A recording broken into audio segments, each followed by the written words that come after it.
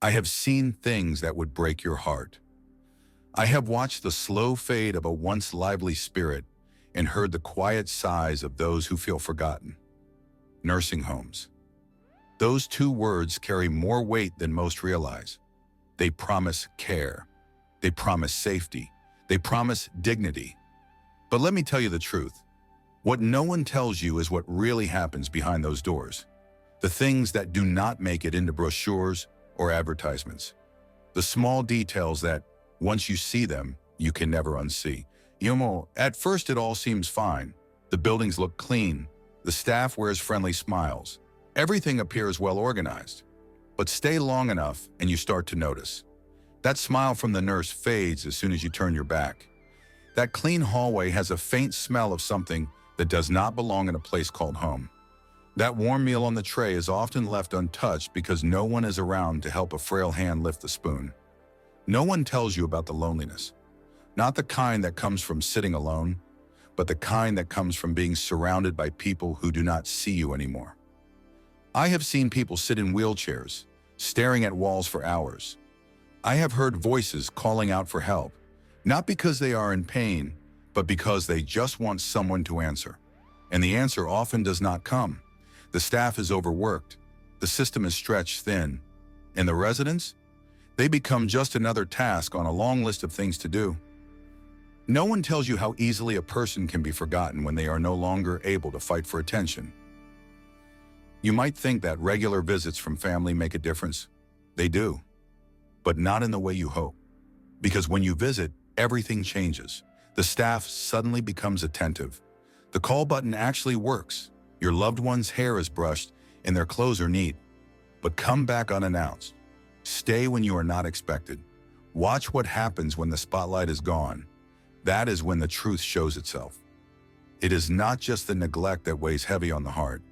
It is the small indignities, the way a person's name slowly fades from their identity. They become the lady in room 3, the man in the corner. Their choices are stripped away. Wake up now. Eat this.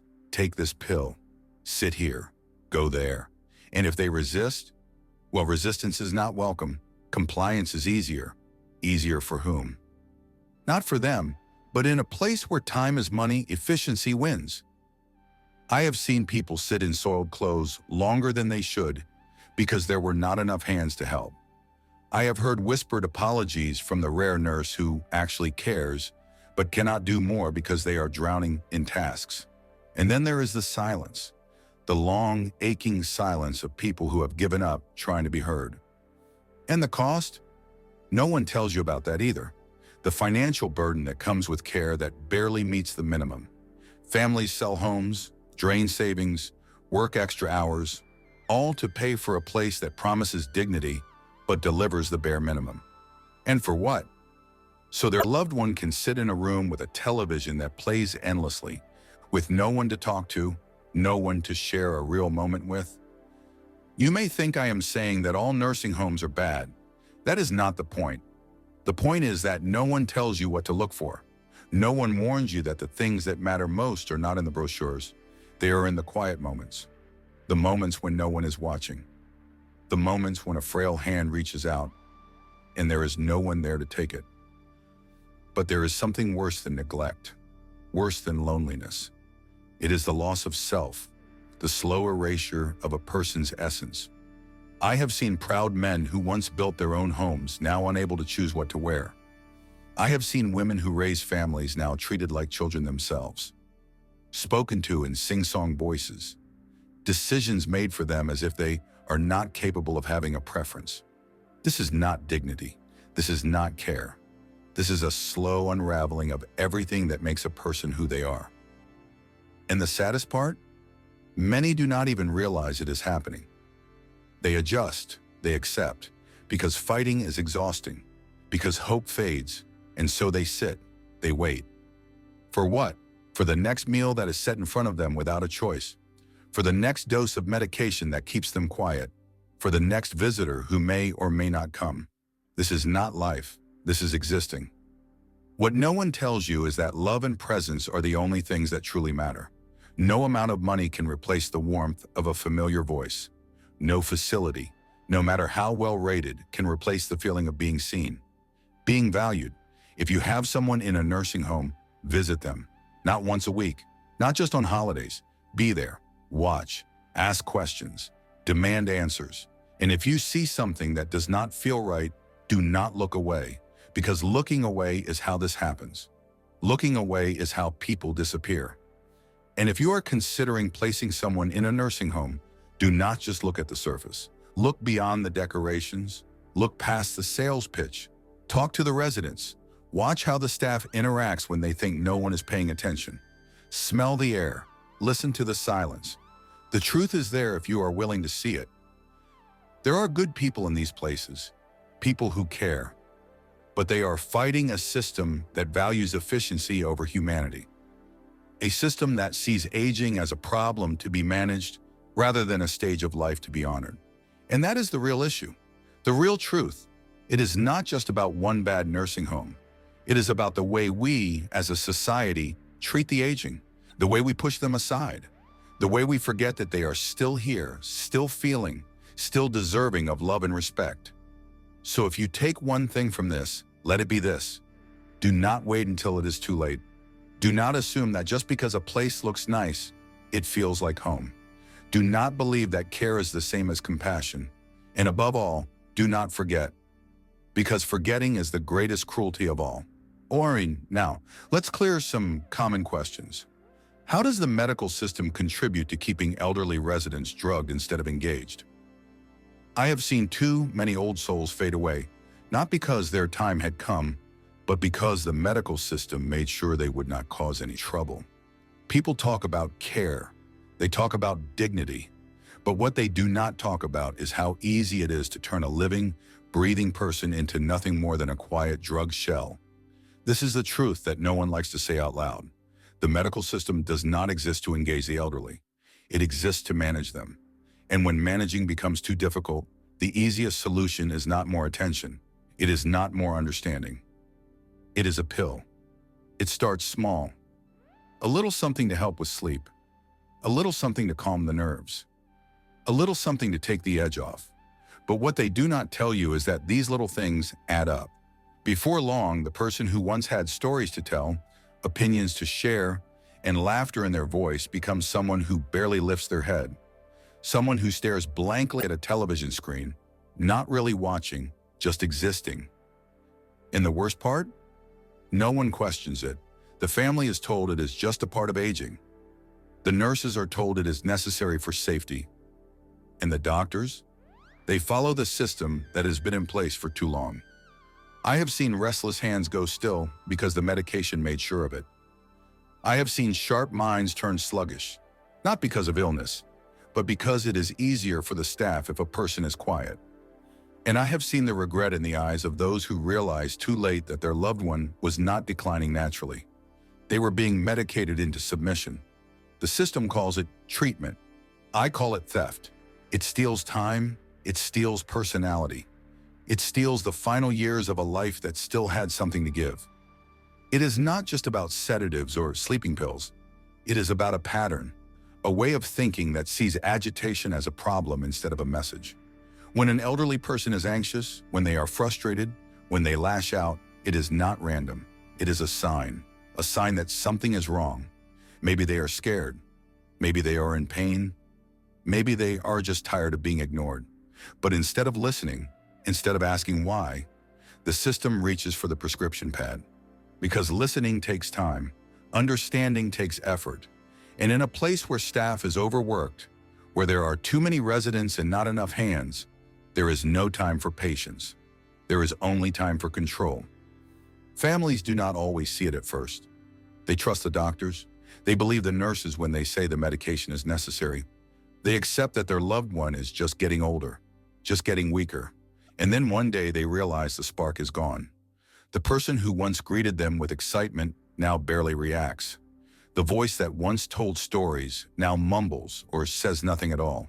And they wonder, is this really just age, or is this something else? But by the time they ask the question, it is usually too late. I have heard the justifications. They say the medications prevent falls. They say they reduce aggression. They say they keep the residents comfortable. But comfort is not the same as living. Being still is not the same as being safe. And peace that comes from sedation is not real peace. It is silence. And silence is not what a person should have in the final years of their life. They should have music, they should have conversation, they should have choice. But medication takes those things away. And it is not just the nursing homes. The entire medical system plays a part. The doctors who prescribe without question.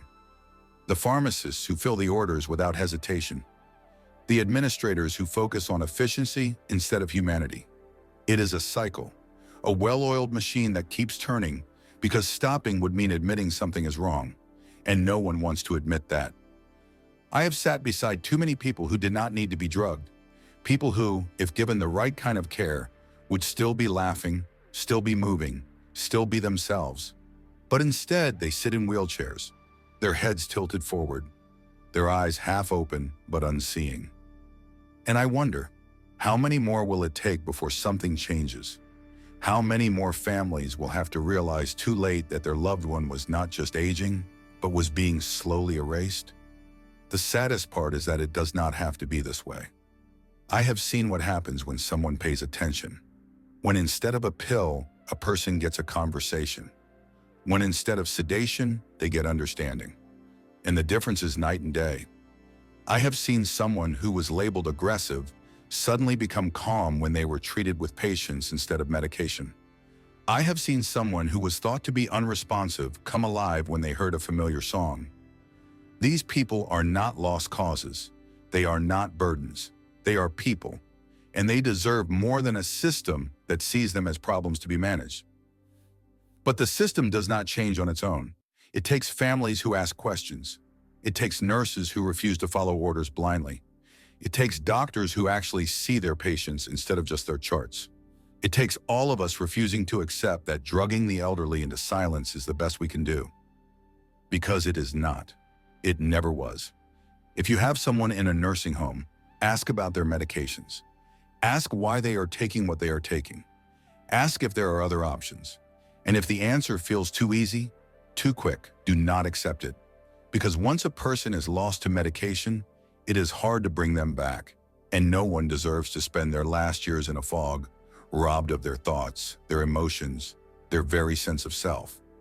The truth is, the medical system was not built for engagement. It was built for control. And until we start seeing that, until we start demanding something different, nothing will change. But it can change. I have seen it happen. I have seen people come back to life when the medications stop. I have seen them smile again, laugh again, recognize their loved ones again. And if that is possible, then the greatest tragedy is not that so many have been drugged into silence. It is that so many did not have to be.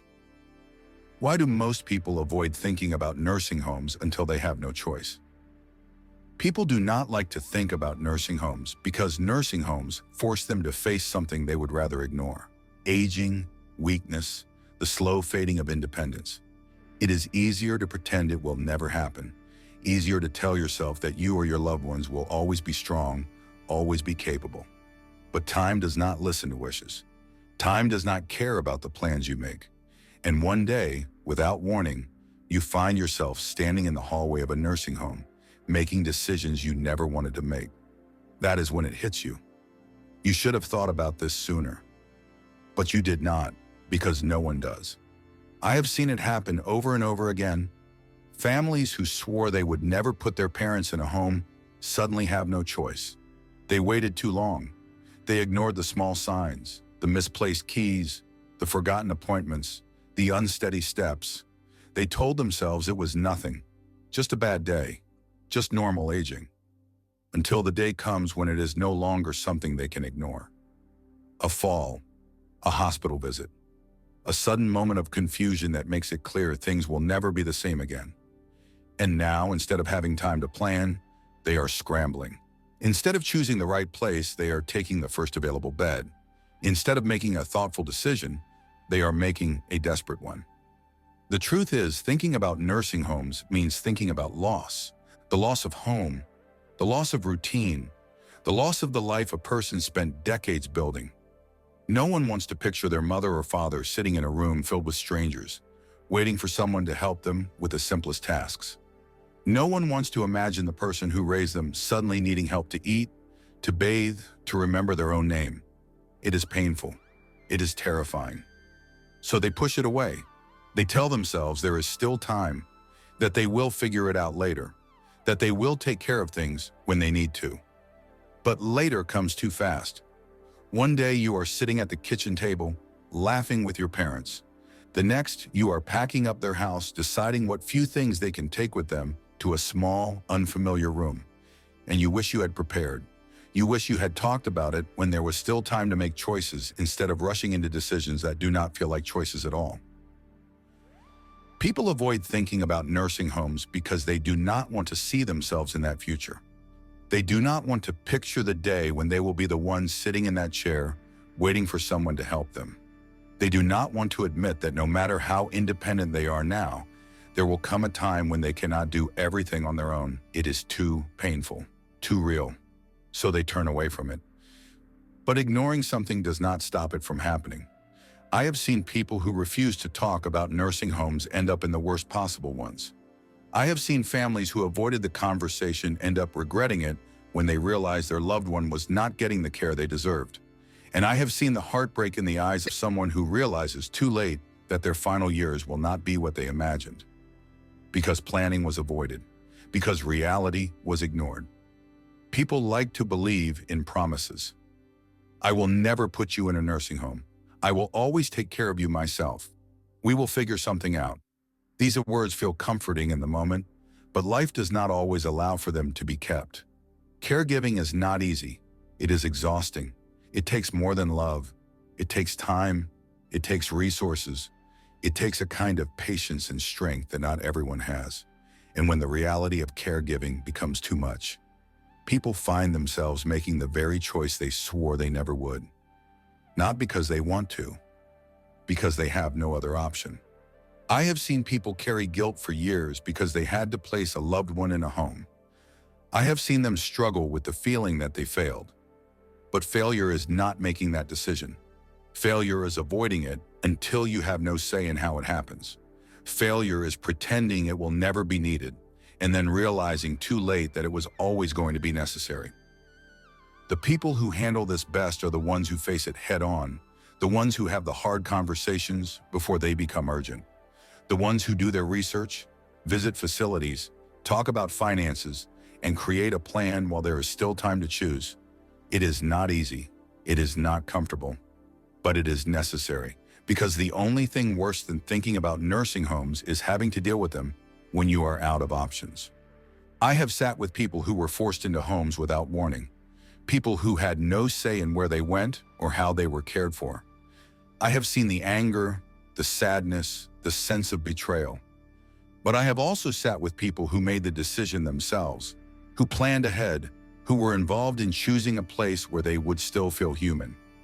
And the difference is everything. People avoid thinking about nursing homes because they are afraid of losing control, afraid of what it means, afraid of facing the truth that time spares no one. But fear does not change reality. It only makes it harder when the moment finally arrives.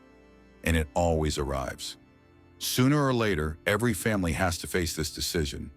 The only question is whether they will face it prepared or be forced into it unprepared. The hardest part about all of this is that most people do not realize the cost of avoiding the conversation until it is too late. They do not realize that waiting means fewer choices. That waiting means more stress. That waiting means losing the ability to make sure things are done the right way. But by the time they understand that, the decision has already been made for them. The best thing a person can do is to stop pretending this will never happen.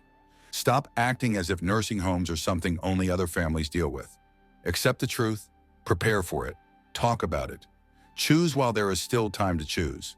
Because one day, whether you are ready or not, the decision will come. And the only thing worse than making the choice is realizing too late that you never had one. What would it take to completely change the way society treats its elderly before they reach a nursing home? Changing the way society treats its elderly before they reach a nursing home would take more than small adjustments.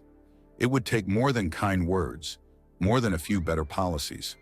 It would take a complete shift in how people think about aging, about family, about responsibility. Right now, too many people see the elderly as an afterthought, something to deal with when the time comes, something that can be set aside, managed, controlled. But that is the problem.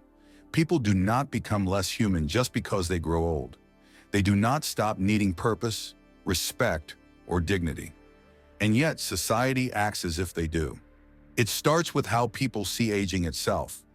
No one likes to think about getting older. No one likes to picture themselves slowing down, needing help, becoming dependent.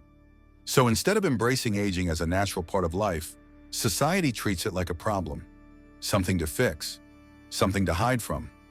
People celebrate youth, energy, and speed, but they turn away from wrinkles, from wisdom, from the quiet strength that comes with experience. The elderly are pushed to the background, made to feel like they are in the way. And when you treat people like they are in the way long enough, they start to believe it themselves. That is why so many elderly people feel invisible, because the world stops seeing them long before they stop being able to care for themselves. If society truly wanted to change how the elderly are treated before they reach a nursing home, it would have to start with respect. Real respect. Not just polite words.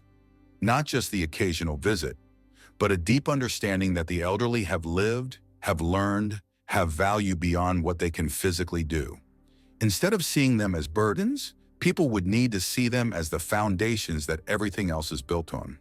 The stories they carry, the lessons they hold, the love they have to give. These things do not lose worth with age.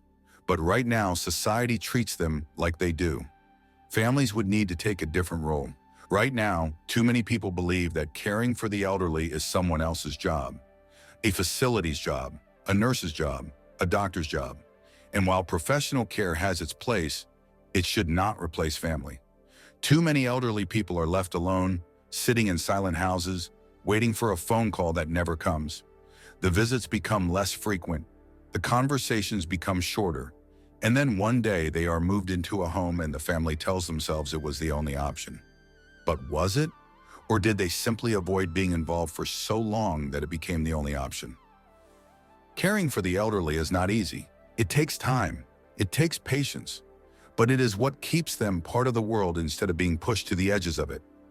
In cultures where families stay connected across generations, the elderly do not feel forgotten. They still have a role, a place, a purpose. They are still involved in daily life. They are not treated as people waiting for the end. They are treated as people still living. That is the difference, and that is what would need to change on a larger scale. Communities would need to be built differently. Right now, everything is designed for speed, for efficiency, for the young and the strong. Public spaces are not made for the elderly.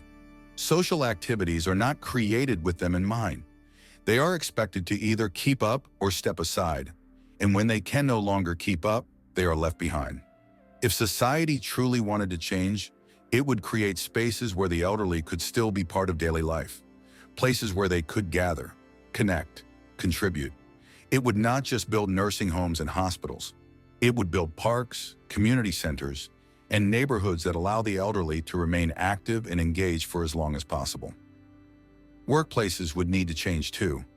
Right now, once a person reaches a certain age, they are pushed out, retired, replaced, left to figure out how to fill their days. But not everyone wants to stop working. Not everyone wants to be put out to pasture. Many people still have skills to offer, still have knowledge to share. If society truly respected its elderly, it would create ways for them to remain involved in the workforce if they chose to. Not full-time, not with the same demands as the young, but in ways that allow them to mentor, to guide, to still feel useful.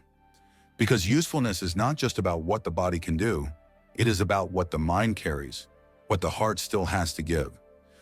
Healthcare would need to be about more than just managing decline. Right now, the medical system treats aging as something to control, to suppress, to medicate. The focus is on keeping people stable, not keeping them engaged. Instead of just prescribing pills, doctors would need to focus on keeping the elderly involved in life, encouraging movement, social interaction, mental stimulation, treating the whole person, not just the symptoms of aging. If healthcare saw the elderly as people to be empowered instead of problems to be managed, the entire experience of aging would be different. Education would need to teach younger generations that aging is not something to fear, not something to ignore. Right now, children grow up without real connections to the elderly. Schools do not bring them together. Society keeps them separate. And so when people reach adulthood, they have no understanding of what aging truly looks like, what it feels like, what the elderly need. They only see the struggle, the decline, the part that makes them uncomfortable. But if children grew up seeing the elderly as part of everyday life, they would not grow into adults who avoid them. They would not grow into people who push the elderly aside. And finally, society would need to stop pretending that aging is a problem to be solved. It is not a problem. It is a stage of life. And like every other stage, it deserves attention, care, and respect. Right now, everything is built to make aging as invisible as possible. Anti-aging products, retirement homes tucked away from sight, a culture that glorifies youth and ignores what comes after. But aging is not something to be hidden. It is something to be embraced, something that can be full of joy, of wisdom, of connection. If only society made space for it. It would take more than one change.